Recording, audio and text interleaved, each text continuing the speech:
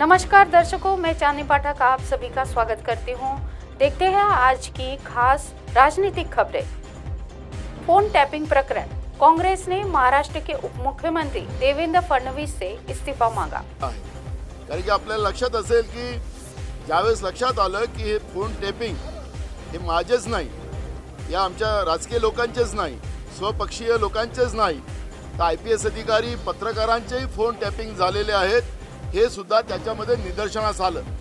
आणि निदर्शनास आल्यानंतर त्याच्यावरची चौकशी महाविकास आघाडीच्या सरकारमध्ये उद्धव ठाकरे साहेबांच्या नेतृत्वामध्ये जे सरकार होतं त्याच्यामध्ये झाली आणि IPS अधिकारी रश्मी शुक्ला त्याच्यामध्ये दोषी आढळली। जे बयान आले त्याच्यामध्ये त्या बयानाच्या आधारावर त्या दोषी आल्या आणि पुण्यातल्या पोलीस स्टेशनमध्ये त्यांच्यावर गुन्हा दाखल झाला।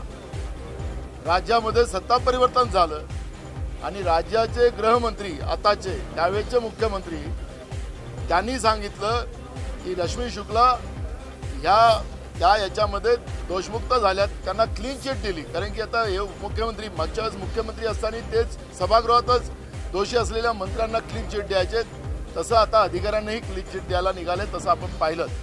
आणि त्याच्यानंतर क्लीन चिट दिली, मग त्याचा क्लोजर रिपोर्ट त्यांनी माननीय कोर्टात पाठवला आणि कोर्टाने या सरकारवर ताशेरे ओढलेत।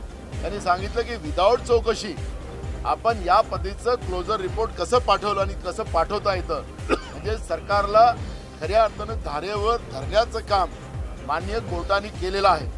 आता योगायोगानं गृहमंत्री देवेंद्र फडणवीसच आहेत, म्हणजे त्या काळात या पद्धतीच्या अधिकाऱ्याचा वापर करून पत्रकारांचा फोन टेप केला जात होता, IAS IPS अधिकाऱ्यांचे फोन टेप केले जात होते, राजकीय लोकांचे फोन टेप केले जात होते।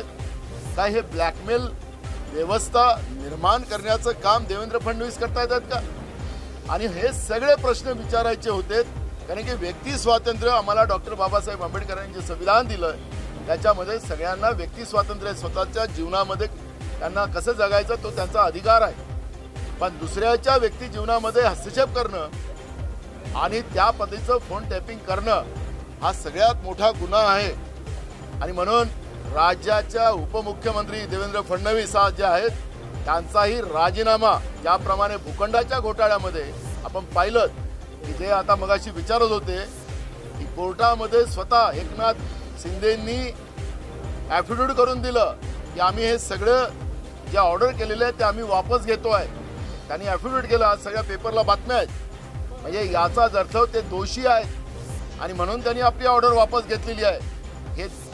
हे दोषी सरकार, हे ब्लॅकमेलर सरकार, हे भ्रष्टाचारी सरकार, हे 22 दिसंबर कांग्रेस की महाराष्ट्र इकाई के अध्यक्ष और विधायक नाना पटोले ने कथित फोन टैपिंग मामले में दोषियों को बचाने के लिए बृहस्पतिवार को उप मुख्यमंत्री देवेंद्र फडणवीस से इस्तीफा मांगा है। फडणवीस के पास गृह विभाग का भी प्रभार है। पटोले ने एकनाथ शिंदे ने महाराष्ट्र सरकार पर मामले को दबाने का भी आरोप लगाया है।